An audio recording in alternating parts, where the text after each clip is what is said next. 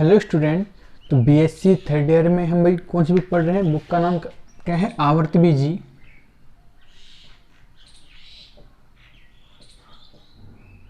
वर्गीकी एवं भ्रौणिकी। ठीक है भाई। तो बीएससी थर्ड में अपन किसके बारे में पढ़ रहे हैं? एंजियोस्पर्म। आवर्त बीजी को हम बोलते हैं एंजियोस्पर्म, टैक्सोनोमी एंड एम्ब्रियोलॉजी। इसके बारे में हम अध्ययन कर रहे हैं। ठीक है। इससे लास्ट क्लास में हमने बताया था कि हमारे इसमें 2 यूनिट कंप्लीट हो चुकी हैं। ठीक है भाई। इसमें यूनिट फर्स्ट और यूनिट जो सेकंड है वो कंप्लीट हो चुके हैं, जिसमें हमारे जो टॉपिक थे किसके बारे में? आवर्तबीजी पादपों के बारे में अध्ययन कर रहे हैं। तो पता ही है आपको, नाम से स्पष्ट भाई आवर्तबीजी पादपों के बारे में अध्ययन कर रहे हैं। इसमें किसके बारे में अध्ययन कर लिया है? वर्गीकी के बारे में।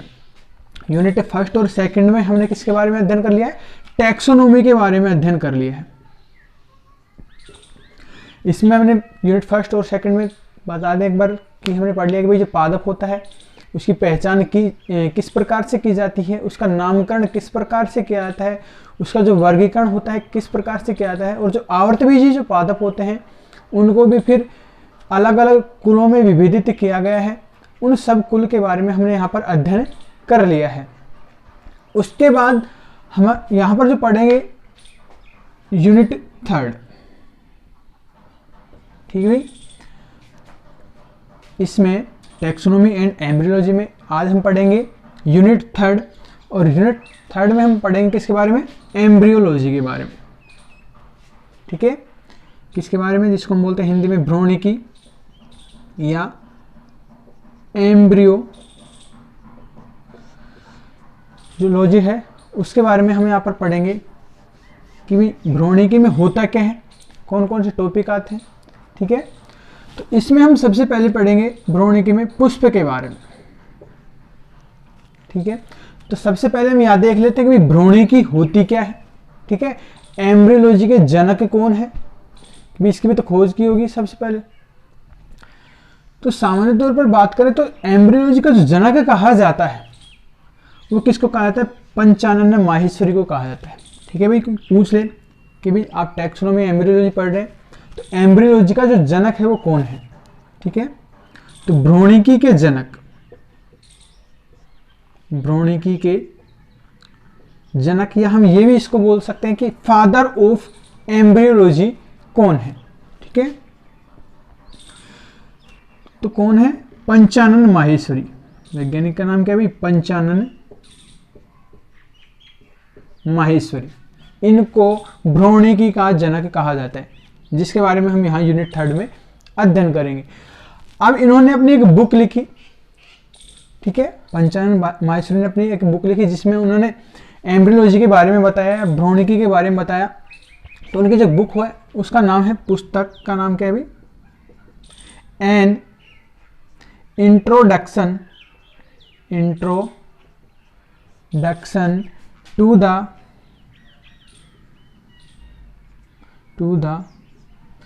एम्ब्रियोलॉजी ऑफ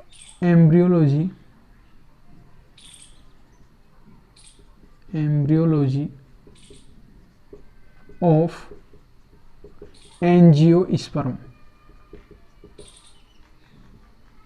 ठीक है भाई। पंचानन माहेश्वरी ने अपनी बुक लिखी। बुक का नाम क्या था? An introduction to the embryology of angiosperm. अब इसके हिंदी की बात करेंगे भाई, जैसे क्या है? एम्ब्रियोलॉजी ऑफ एंजियोस्पर्म मतलब आवर्तबीजी की भ्रूणिकी। ठीक है। जो आवर्तबीजी जो पादप होते हैं उनमें भ्रूणिकी। ठीक है। उनका क्या परिचय। ठीक है। तो उन्होंने मतलब इसमें एम्ब्रियोलॉजी के बारे में बताया कि होता क्या है। यहां तक क्लियर है। अब उसके बाद हम बात करते हैं कि जो एम्ब्रियोलॉजी होती है इसकी डेफिनेशन क्या होती है। तो भ्रूणिकी की डेफिनेशन की बात करें तो वनस्पति विज्ञान की वह शाखा। ठीक है। डेफिनेशन क्या है इसकी? कि वनस्पति विज्ञान की वह शाखा जिसके अंतर्गत किसका? एक तो युग्मक जनन का। ठीक है। किसका? युग्मक जनन का। दूसरा हम बात करें परागण का। ठीक है। इसके अलावा निषेचन, इसके अलावा भ्रूण परिवर्धन, भ्रूण परिवर्धन और बीज व फल निर्माण। बीज व फल निर्माण की जो प्रक्रिया पाई जाती है उसका अध्ययन किया जाता है, वह शाखा क्या कहलाती है? एम्ब्रियोलॉजी या भ्रूणिकी कहलाती है। दोबारा सुनना कि भी भ्रूणिकी जो डेफिनेशन क्या होती है कि वनस्पति विज्ञान की, बोटनी के अंतर्गत हम अध्ययन कर रहे हैं किसका? एंजियोस्पर्म, वनस्पति विज्ञान के अंतर्गत। तो उसमें कि वनस्पति विज्ञान की वह शाखा जिसके अंतर्गत युग्मक जनन, परागण, निषेचन, भ्रूण परिवर्धन, बीज और जो फल का जो निर्माण होता है किस प्रकार होता है, इन सब प्रक्रियाओं का अध्ययन किया जाता है, वो इस शाखा क्या कहलाती है? भ्रूणिकी कहलाती है। अब इन सब के बारे में हम यहाँ पर अध्ययन करेंगे कि इनमें युग्मक जो जनन होता है किस प्रकार होता है। युग्मक जनन मतलब युग्मकों का निर्माण किस प्रकार से होता है। इनमें पादपों में जो परागण होता है वो किस प्रकार से पाया जाता है। उसके बाद इनमें फर्टिलाइजेशन मतलब निषेचन की प्रक्रिया पाई जाती है वो किस प्रकार से होती है, ठीक है। और इनमें जो भ्रूण का जो डेवलपमेंट होता है, विकास होता है, वो किस प्रकार से पाया जाता है। बीज का निर्माण किस प्रकार से होता है और फिर फल का निर्माण किस प्रकार से पाया जाता है। उन सब प्रक्रियाओं का हम यहाँ पर क्या करेंगे भाई? अध्ययन करेंगे। तो ये हो गए इसके डेफिनेशन की बात, ठीक है।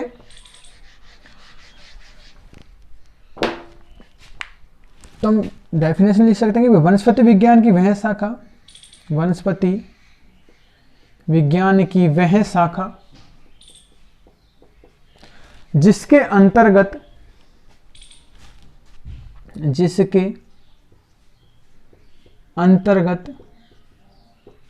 पादपों में होने वाली जनन क्रियाएं, अंतर्गत जनन क्रियाओं से संबंधित, जैसे क्या क्या बताया था भाई? युग्मक का निर्माण होता है, युग्मक जनन, ठीक है। दूसरा इनमें परागण, भ्रूण परिवर्धन, भ्रूण परिवर्धन मतलब भ्रूण का जो डेवलपमेंट होता है किस प्रकार से पाया जाता है पादपों में। बीज व फल निर्माण, ठीक है, बीज व फल निर्माण आदि का अध्ययन किया जाता है, अध्ययन किया जाता है। वह क्या कहलाती है? भ्रूणिकी कहलाती है, ठीक है भाई। वह शाखा होती है जो क्या कहलाती है? भ्रूणिकी कहलाती है। तो यहां तक क्लियर हो गया कि हम किसके बारे में अध्ययन करेंगे? भ्रूणिकी के बारे में। भ्रूणिकी का जो जनक कहा जाता है किसको कहा जाता है? पंचानन माहेश्वरी को कहा जाता है। उनकी डेफिनेशन भ्रूणिकी की हो ही गई, ठीक है। भ्रूणिकी का जो जनक इनको क्यों कहा जाता है? क्योंकि जो भ्रूण विज्ञान होता है उनके बारे में सबसे पहले किसने बताया था? माहेश्वरी ने बताया था। बुक का नाम क्या है इनका? An introduction to the embryology of angiosperm. यहां तक क्लियर है। इस प्रकार धीरे धीरे भ्रूण के बारे में रिसर्च होने लगे। उसके बाद अनेक वैज्ञानिकों द्वारा भ्रूण के बारे में अनेक सुझाव दिए गए। जैसे भ्रूण के बारे में इसके बाद माहेश्वरी के बाद एक वैज्ञानिक हुए जिनका नाम है एन ग्रू, ठीक है भाई। वैज्ञानिक का नाम क्या है? एन ग्रू। उन्होंने क्या बताया कि भाई जो पादप होते हैं उनमें जो पुंकेसर पाया जाता है, ठीक है, जो पुंकेसर होता है वो नर जनांग का कार्य करता है,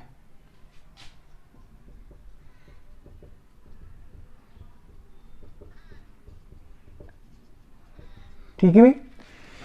कि एन ग्रू नामक वैज्ञानिक ने क्या बताया कि पादपों में, ठीक है, जो पुष्प आते हैं उनमें जो पुंकेसर होते हैं, जो पुंकेसर होते हैं किसका काम करते हैं? नर जनन अंग का काम करते हैं। क्लियर है। उसके बाद एक और वैज्ञानिक हुए जिनका नाम है कैमरेरियस,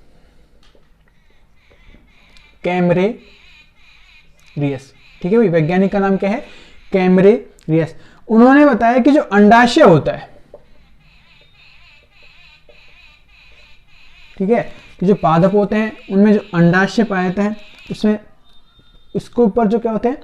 वर्तिका और वर्तिकाग्र पाए जाते हैं। वो क्या करते हैं? मादा जनांग का काम करते हैं,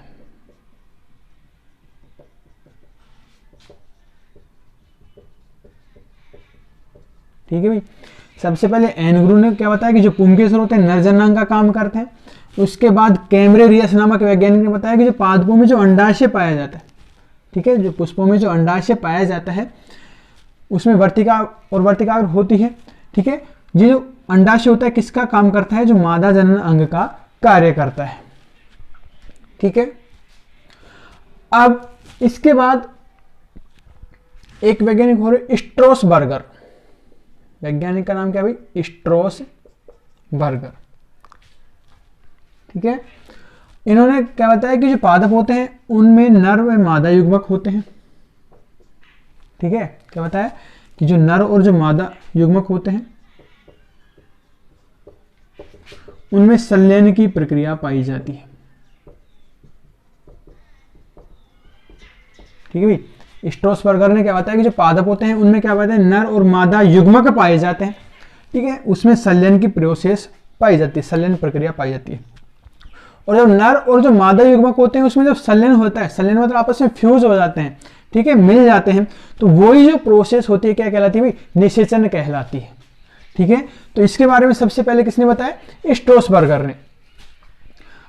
उसके बाद एक नावासचीन नामक वैज्ञानिक हुए, नावासचीन वैज्ञानिक, इन्होंने क्या बताया कि जितने भी जो एंजियोस्पर्म जो पादप होते हैं, ठीक है, इन्होंने क्या बताया कि भाई जितने भी जो एंजियोस्पर्म या हम कह सकते हैं जितने भी जो आवर्तबीजी जो पादप होते हैं उनमें द्विनिषेचन की प्रक्रिया पाई जाती है, ठीक है। इन्होंने क्या बताया कि आवर्तबीजी में द्विनिषेचन की, आवर्तबीजी में द्विनिषेचन की प्रक्रिया पाई जाती है, ठीक है।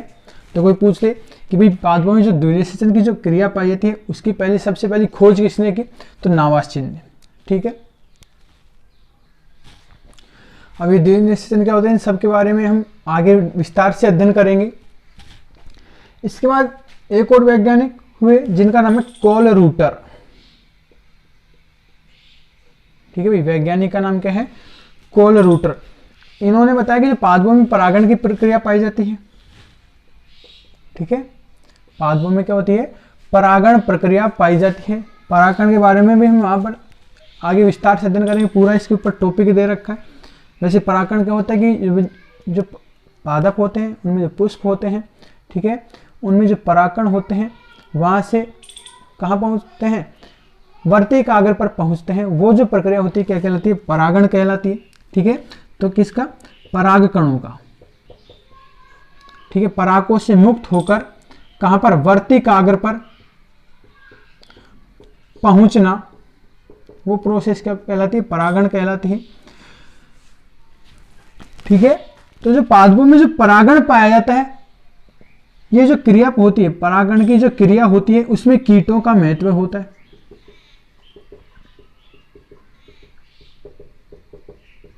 ठीक है। ये बात किसने बताई, कोलरूटर ने, कि अभी हमने बताया कि जैसे पुष्प होते हैं तो जो नरजन्नांग होता है, ठीक है, पुंकेसर होता है, और जो मादा जन्नांग होता है जायांग होता है, ठीक है। इसको हम पुमंग भी बोल सकते हैं, पुमंग, ठीक है। तो पुमंग में क्या पाया जाता है भाई, पुंकेसर पाया जाता है। पुंकेसर में क्या पाया जाता है, परागकोश पाया जाता है। तो इसमें क्या होता है, सीधी सी बात हमें ये याद रखना है, इसमें पराग कणों का निर्माण होता है, ठीक है। और पराग कण होते हैं जो मादा जनन जो जायांग होता है, इसकी किस पर पहुंचते हैं, वर्तिकाग्र पर पहुंचते हैं। कहां पहुंचते हैं, वर्तिकाग्र पर पहुंचते हैं। वो प्रोसेस क्या कहलाती है, परागण कहलाती है। अब उसके बाद ये पराग जो कण होते हैं वो एक पुष्प से दूसरे पुष्प पर किस प्रकार से पहुंचते हैं, ठीक है। तो इसके बारे में सबसे पहले किसने बताया, कोलरूटर ने, कि भाई जो पादपों में जो परागण की क्रिया होती है कीटों के द्वारा होती है। कि जैसे कोई एक पुष्प है, इस पर कीट बैठता है, इस पर क्या होते हैं, परागण चिपक जाते हैं। जैसे ये कीट दूसरे पुष्प पर जाकर बैठता है तो जो परागण होते हैं एक पुष्प से दूसरे पुष्प पर पहुंच जाते हैं। ये परागण की प्रक्रिया हुई। और इसके बारे में कौन, कीट सहायक होते हैं, ठीक है। ये बात किसने बताई थी, कोलरूटर नामक वैज्ञानिक ने। यहां तक क्लियर है। तो ये था अपने यूनिट 3 में एम्ब्रियोलॉजी के बारे में बेसिक जानकारी। यहाँ तक क्लियर है।